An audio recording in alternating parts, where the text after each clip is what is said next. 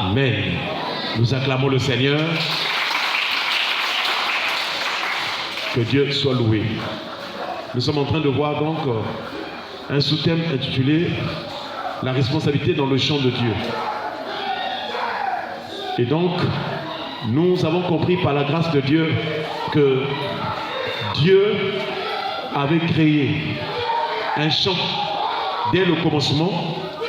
Dans le jardin d'Éden, Dieu a placé sur la terre un jardin et il a pris Adam, il l'a placé là. Parce que Dieu voulait dans la suite des temps nous expliquer, il voulait dans la suite des temps nous expliquer le champ de Dieu qui est le champ spirituel. Alléluia, alléluia, alléluia. Donc, chers frères et sœurs, les champs que nous voyons naturellement parlant sont tout un enseignement que Dieu avait préparé naturellement pour que nous comprenions les choses spirituelles. Et donc, dans la suite des temps, nous voyons que Dieu va appeler Israël le champ de Dieu. Et précisément, le Seigneur parle donc de la vigne. La vigne qui est le champ de Dieu, qui est le peuple de Dieu. Donc nous comprenons que si Dieu avait placé des champs naturellement parlant et aussi des semences, c'était pour nous expliquer que spirituellement, le peuple de Dieu est le champ de Dieu. Est-ce qu'on peut acclamer le Seigneur? Donc toi et moi, nous sommes dans le champ de Dieu. Et qu'est-ce qui se passe dans le champ de Dieu? C'est ce que nous sommes en train de voir avec ce que le Seigneur Jésus est en train de nous enseigner. Dans Jean chapitre 15, le verset 1 à 2, Jésus a dit « Je suis le vrai cep, mon Père est le vigneron. Tout sarment qui est en moi et qui ne porte pas le fruit, il le retranche. Et tout sarment qui est en moi et qui porte le fruit, il les monte afin qu'il porte encore plus de fruits. » Alléluia. Donc c'est ce que nous avons représenté ici au tableau. Le champ, donc nous voyons la vigne qui est là. Mais Jésus qui est le cep, c'est le pied de la vigne, c'est lui qui soutient. C'est Jésus le fondement. Mais en Jésus, nous voyons il y a des sarments qui ne portent pas de fruits et il y a des sarments qui portent des fruits. Et nous sommes en train de voir précisément les sarments qui ne portent pas de fruits. Qu'est-ce que cela veut dire? Que signifient les sarments qui ne portent pas de fruits? Nous avons compris que ce sont les chrétiens charnels. Ce sont des enfants à Christ. Ce sont ceux qui se livrent au péché. Tu es enfant de Dieu, tu as été sauvé par grâce. Mais si chaque fois qu'il y a la tentation, toi tu sais, tu te livres à la tentation, en ce moment-là, sur le plan spirituel, tu es enfant. Sur le plan spirituel, tu es charnel. Je ne sais pas si ça me fait comprendre. Et nous savons déjà que tous ceux qui vont continuer à vivre dans cette condition, tu es enfant de Dieu, mais quand tu es tenté, tu te livres au péché, tu cèdes à la tentation. Tous ceux qui vont rester dans cette condition-là, plus tard ou au dernier jour, le Seigneur les retranchera. Alléluia. Voilà pourquoi Dieu nous parle de temps en temps, il nous rappelle, il nous éveille, il nous donne des avertissements, il nous montre ce que nous devons faire. C'est vrai que tu es faible, mais tu dois prier le Seigneur pour quitter cette faiblesse. Parce que le Seigneur Jésus est venu. Il est venu comme un simple homme. Il est venu comme un faible homme. Afin qu'on par la faiblesse de Dieu, qu'il nous rende forts. Alléluia. Frères et sœurs, c'est là où donc nous en sommes arrivés à nous poser la question de savoir qu'est-ce qui pousse les gens à se livrer au péché? Qu'est-ce qui pousse les chrétiens? Ils sont enfants de Dieu, ils ont le pouvoir, ils ont la puissance que Dieu leur a donnée, ils ont l'Esprit de Dieu. Mais qu'est-ce qui fait que certains chrétiens se livrent au péché? Nous avons vu que donc, ce qui fait que les gens se livrent au péché, c'est d'abord la tentation. Alléluia. Dans ce monde où nous sommes, il y a la tentation. Le diable emploie la tentation. Il utilise la tentation. Parce que le diable sait que derrière la tentation, il y a un trou, il y a une force, il y a une chute. Alléluia. La tentation en elle-même n'est pas péché, mais le péché, c'est ce que tu vas faire pendant que tu es tenté. Voilà pourquoi quand le diable est venu pour tenter Caïn, Dieu avait averti Caïn. Il a dit que si tu agis bien, tu relèveras ton visage. Mais si tu agis mal, le péché se couche à la porte et ses désirs se portent vers toi. Donc pendant la tentation, le diable fait quoi? Il envoie des envies, il envoie des désirs. Tu es devant un jeune homme qui te drague. Mais pendant que vous êtes là, physiquement, vous n'êtes peut-être qu'à 2. Mais spirituellement, le démon est là. Les démons sont là pour vous envoyer des envies, des désirs. Pour que vous puissiez aller vous coucher ou vous puissiez aller coucher ensemble sans mariage, sans la volonté de Dieu. Donc voilà ce qui se passe sur le plan spirituel. Et donc nous avons vu que l'origine de la tentation, c'est le diable. C'est le diable qu'on appelle le tentateur. C'est le diable qui vient pour nous tenter. C'est le diable qui vient pour nous pousser à faire ce qui est mal. Parce que nous avons vu que la tentation, c'est aussi une incitation, un désir, une force, une influence qui nous pousse à faire ce qui est mal ou bien ce qui est péché. Je ne sais pas si vous me faites comprendre. Donc chaque fois que tu vas sentir en toi un désir, une soif, une influence, une force qui veut te pousser à aller faire ce qui est mal, ce que Dieu a interdit, sache que tu es dans la tentation. Frères et sœurs, jusqu'à hier, nous avons vu donc les paroles de Christ et aussi les paroles de Paul. Nous avons vu que la tentation vient du diable. Et dans Matthieu chapitre 5 verset 37, il est dit que votre oui soit oui, que votre parole soit oui, oui, non, non. Ce qu'on y ajoute vient du malin. Donc, nous avons compris par la grâce de Dieu que avec Dieu, on ne fait pas le oui et le non. On ne mélange pas. Avec Dieu, on ne mélange pas le oui et le non. On ne mélange pas le positif et le négatif. On ne mélange pas. On ne mélange pas le péché et la sainteté. Ça ne marche pas. On ne mélange pas la chair et l'esprit. Ce qui est chair est chair. Ce qui est esprit est comment? Esprit. Toutes ces choses, Dieu les a placées dans la Bible pour nous apprendre à discerner. Que lorsque tu seras tenté, si tu vois que c'est quelque chose qui est lié à la chair, sache que c'est ce qui est mauvais, c'est ce qui n'est pas du côté de Dieu. Alléluia. Avec les paroles de Paul, donc, nous avons voulu comprendre que signifie le oui et que signifie le non. Et c'est là où, à partir donc de 2 Corinthiens chapitre 1, nous sommes en train de voir quelques versets bibliques. Hier, nous avons vu le verset 17. Dans 2 Corinthiens chapitre 1, le verset 17, Paul a parlé pour leur dire que est-ce que les résolutions que j'avais prises, ce sont des résolutions charnelles? On sort qu'il y ait en moi le oui et le non. Donc c'est là où nous avons compris que lorsqu'on parle de non, c'est le charnel. Et lorsqu'on parle de oui, c'est le spirituel. Est-ce qu'on peut acclamer le Seigneur? Le verset 18, ce soir nous commençons le verset 18, toujours de 2 Corinthiens chapitre 1. Le verset 18, Paul continue à dire: aussi vrai que Dieu est fidèle, alléluia, aussi vrai que Dieu est fidèle, la parole que nous vous avons adressée n'a pas été oui et non. Voyez-vous? Donc la saine doctrine, la parole de vérité ne mélange pas le oui et le non. La parole de Dieu nous donne de discerner ce qui est mauvais, ce qui est non, ce qui est oui. Mais la parole ne nous donne pas de mélanger les deux ou de vivre les deux ensemble, non. Et c'est pourquoi Paul rappelle aux chrétiens de Corinthe que ce que je vous ai annoncé, ce que nous avons adressé, Dieu est fidèle. Et dans sa parole que nous vous avons adressée, sa parole n'a pas le oui et le non ensemble. En tant que chrétien, tu ne dois pas vivre en même temps en pratiquant ce qui est saint, soi-disant, et tout en vivant dans le péché. C'est faux. C'est une illusion. C'est toi qui penses comme ça. Si tu es dans le péché, Dieu te considère dans le péché. Il ne te considère pas comme une personne sainte. Je ne sais pas s'il me fait comprendre. Voilà pourquoi tu dois être vraiment sérieux. Dis à celui qui est à tes côtés, sois sérieux avec Dieu. Alléluia. Donc Paul rappelle que la parole que nous avons adressée, cette parole n'a pas, dans cette parole il n'y a pas le oui et le non au même moment.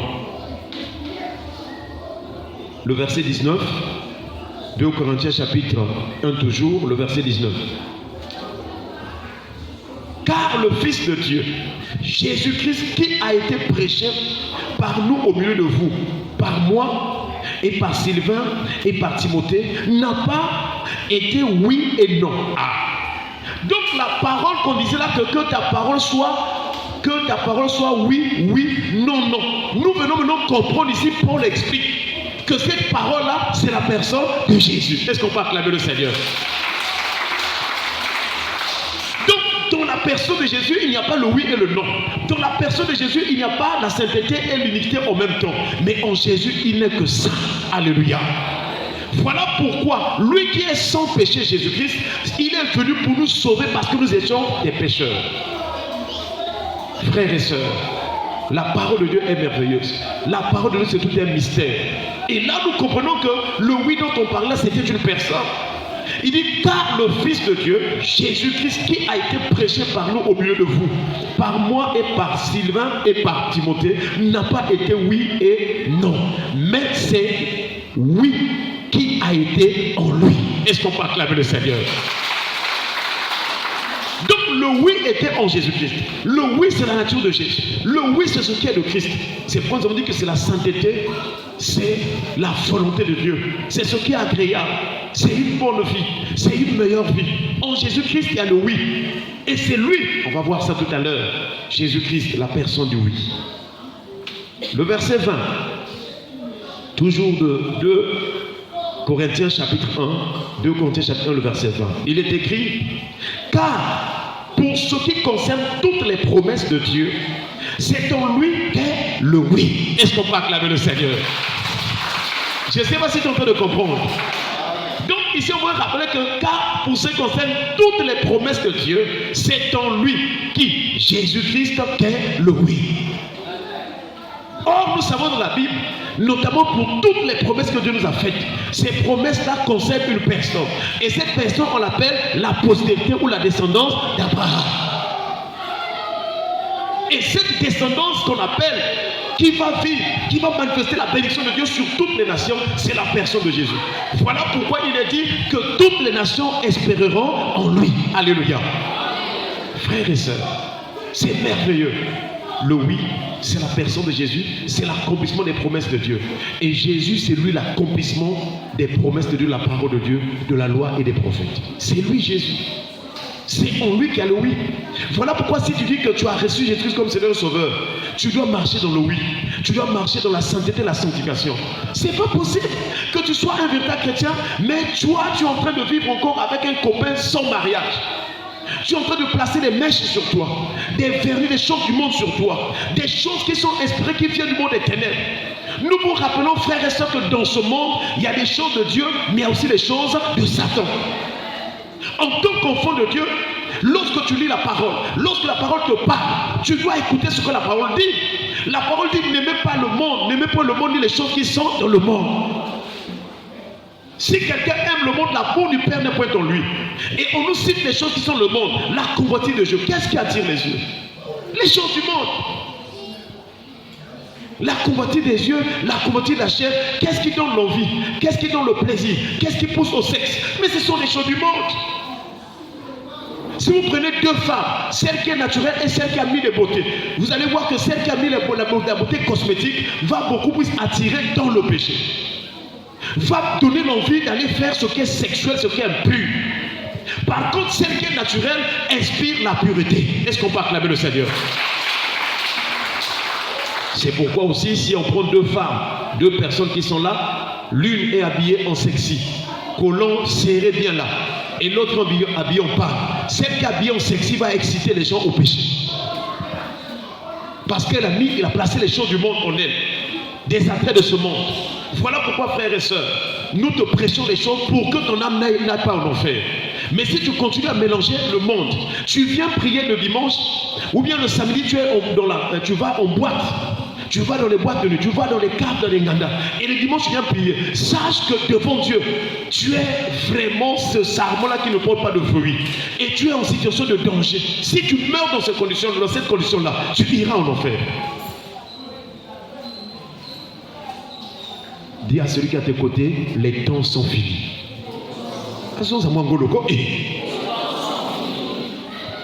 Parce qu'aujourd'hui, nous avons des églises, des pasteurs qui mélangent les choses. Oh, Dieu voit seulement le cœur. Qui vous a dit ça que Dieu voit seulement le cœur? C'est quelle Bible? C'est quelle parole? À quelle occasion Dieu a dit cela? Pourquoi Dieu a dit cela? Il ne faut pas camoufler le péché. J'aimerais te dire que Dieu voit l'esprit, l'âme et le corps. Est-ce qu'on peut acclamer le Seigneur? Si Dieu avait besoin seulement du cœur, il aurait créé même l'homme seulement avec le cœur seulement. Mais il a créé l'homme, il a placé l'esprit, l'âme et le corps. Et dans 1 Thessaloniciens chapitre 5 verset 23, la Bible déclare que toutes les parties de votre être soient trouvées irréprochables. L'esprit, l'âme et le corps doivent être trouvés irréprochables quand? Lors de l'avènement de notre Seigneur Jésus-Christ. Donc nous tous, nous avons commencé à marcher avec Dieu. Jésus nous a fait grâce, il nous a sauvés. Nous sommes des enfants de Dieu. Mais Dieu nous attend à la fin. Il nous attend à l'avènement du Seigneur. Quand Jésus viendra, dans quelle position, dans quelles conditions il va te trouver? Dans quelles conditions? Est-ce que tu auras ton copain? Est-ce que tu seras dans le péché? Dans quelles conditions Jésus va te trouver? Est-ce que dans la calomnie?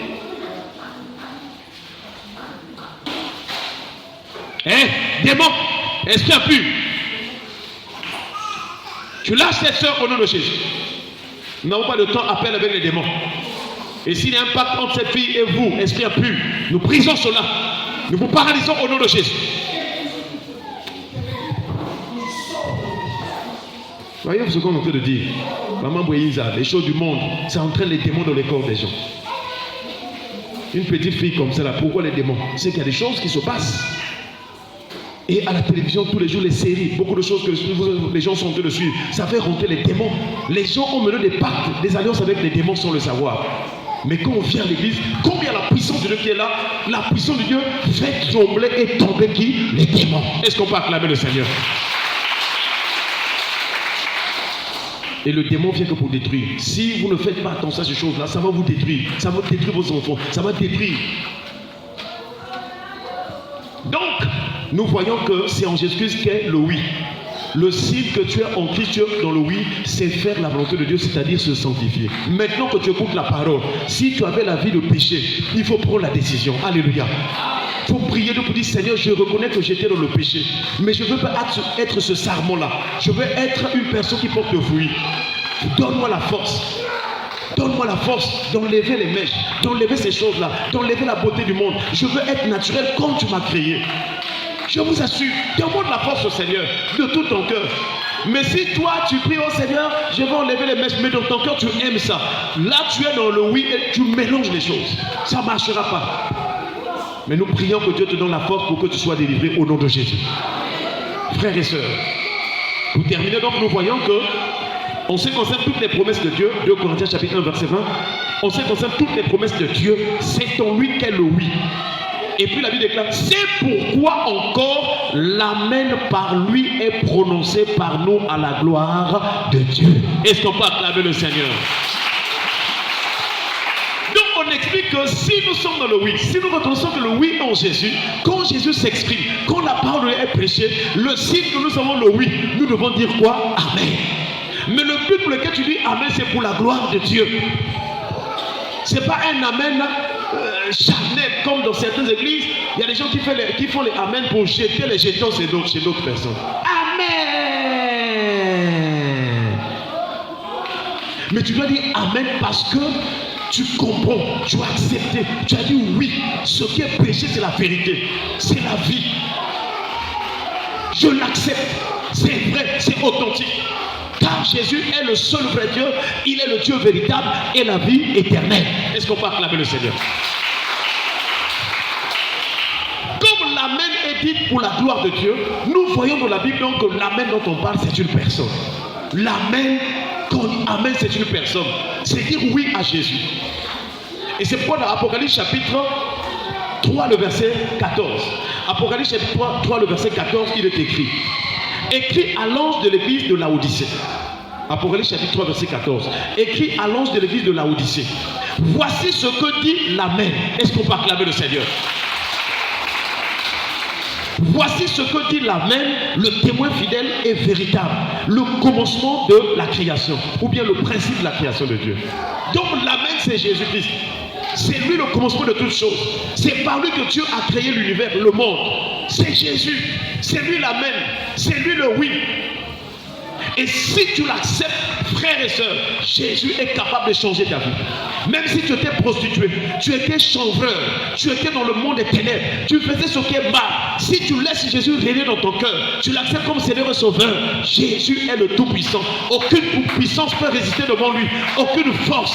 La Bible déclare les anges, les dominations, les autorités, les puissances, tout fléchissent devant lui. Et il reconnaisse qu'il a reçu le nom qui est au-dessus de tout nom. Frères et sœurs, tu veux vivre les miracles? Laisse Jésus régner et vivre en toi. Parce que ton problème, c'est que tu n'as pas encore donné ton cœur totalement au Seigneur. Oh, tu perds ton temps dans le péché, dans la haine, dans la jalousie, dans la sorcellerie, dans les mauvaises choses. Tu perds le temps, frères et sœurs. Donne ton cœur au Seigneur. Il va te sauver, il va te délivrer, il t'accordera la paix. Alléluia. Frères et sœurs, que Dieu nous aide à comprendre ces choses. C'est en lui Jésus qu'est le oui, c'est lui la même. Et si Jésus trouve une assise dans ton cœur, sache que les démons n'auront plus de place. Alléluia. Si Jésus occupe ta vie, si c'est lui qui règne en toi, même si tu vas dormir là où il y a des gens qui ont des démons, les démons ne te feront rien.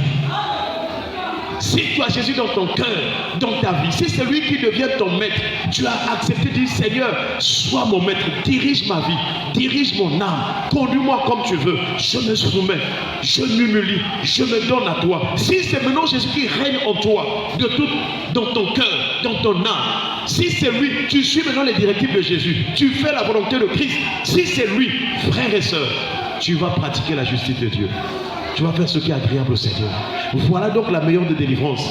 Moi, je peux prier pour toi. Les démons se manifestent, ils vont partir. Mais si toi, tu n'as pas Christ, si tu ne laisses pas vivre, tu ne laisses pas vivre la vie de sanctification, de crainte de Dieu, les démons reviendront encore. Mais si quand le démon revient, il trouve Jésus qui règne dans ton cœur, qu'est-ce que le démon fera? Il s'humiliera, il tombera. Parce que devant le nom de Jésus, les démons tombent. Alléluia. Et tous les jours de ta vie, tu seras en paix. C'est là où on dit Dieu est bon. Et quand tu demanderas quelque chose, puisque Jésus est là, et que le Père ne refuse jamais quelque chose à Jésus, quand tu pries, ah Seigneur, j'ai besoin de telle chose, du coup le Père te l'accorde. Parce que Jésus est là, et c'est lui l'intercesseur entre Dieu et les hommes. Que le Seigneur nous donne d'accepter le oui. Que le Seigneur nous donne d'être dans le oui. Que le Seigneur nous donne de dire Amen pour la gloire de Dieu. Est-ce qu'on peut acclamer le Seigneur?